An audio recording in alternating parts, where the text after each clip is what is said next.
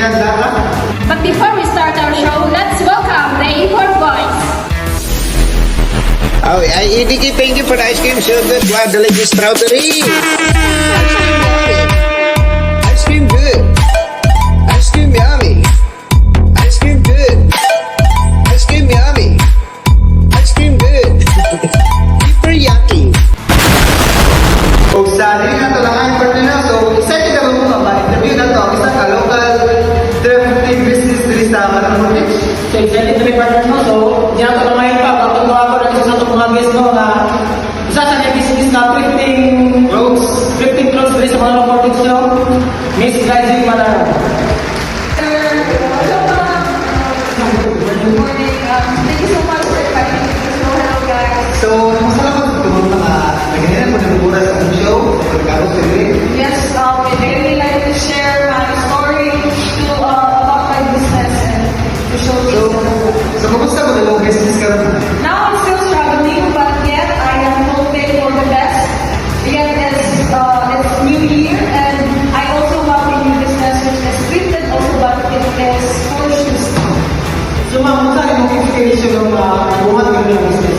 You know, since I was a child, I experienced financial loss, and then I also managed to come up with this idea, which is thrift business. And here are the Philippines, which is our country, is also thrifting is really, you know, booming and sikat po siya. Like, mga Pilipino bilhin o mga second-hand items.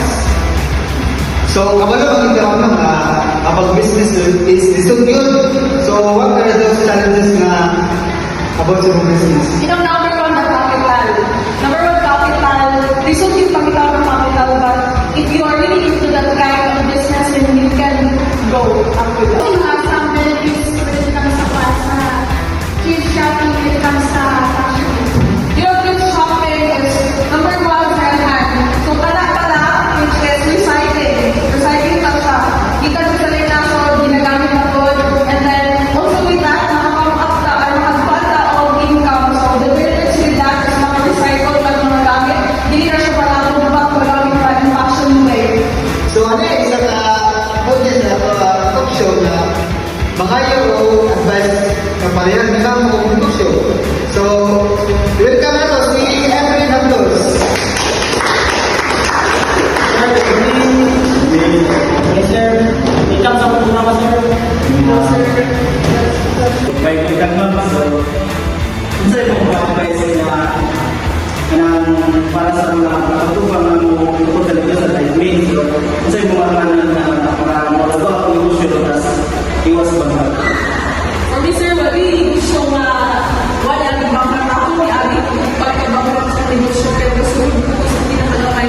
Para kung malagay ng bangka, sir, is di mindful, sir, di kita ka dito patakot-utang kay ni Ana. Kita sa Pilipinas na ang utang kay ginito ng pangalaw na. So, sa business, bawal mo na utang. So, kanak ka ng advisor, yes, kanak mga nagawa sa negosyo. And then also, di ko alam consistent sa negosyo, sir, sa nasunog pa.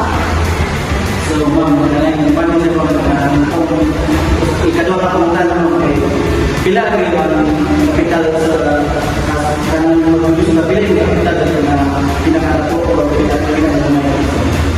Sa ako, sir, nagsugod ko kasi ako yung mga salinang naalagyan ako siya ng ilaw. So, may printing lang siya sa mali ko sa second hand. You know, second hand na ako mga pagpapamit, hindi ko malagyan ako hinihintog kapital. Di palit ako sa kabili. For example, bilhin ng mga dresses na kulay-kulay sa buliha. Ako siyang kilay. So, hindi ko siya. Ako siya 5K. Anong 5K? Ipalit ako dumating. So, wala. So, wala pa lang, sir. Ako kapital pag sukod na yun ko. Bigal sa akong sarina. Ang gold, may 5 mil. Ang 5 mil ni gold mil.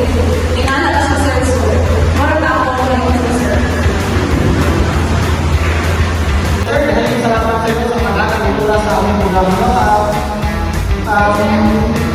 May nakapagsawa na ito mga viewers, lagi na yung mga gusto magsuot ng mga negosyo dito sa negosyo ni Miss Bly.